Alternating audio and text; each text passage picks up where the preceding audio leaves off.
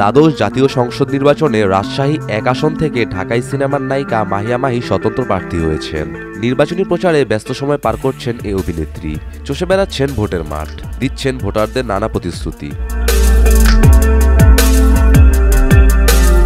এদিকে এতদিন বড় পর্দায় দেখা নায়িকাকে চোখের সামনে দেখতে পেয়ে উচ্ছ্বসিত সাধারণ মানুষ।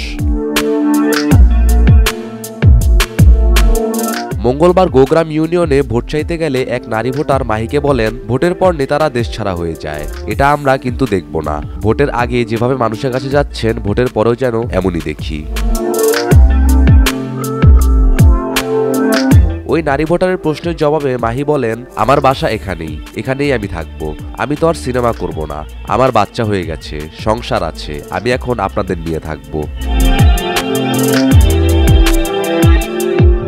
গত কয়েক বছর ধরে রাজনীতিতে সক্রিয় ভূমিকা পালন করছেন মাহি। আগামী ৭ জানুয়ারির নির্বাচনে আওয়ামী লীগের প্রার্থী হতে চেয়েছিলেন তিনি, কিন্তু দল তাকে মনোনয়ন না দেওয়ায় স্বতন্ত্র প্রার্থী হিসেবে ভোটের লড়াইয়ে নেমেছেন।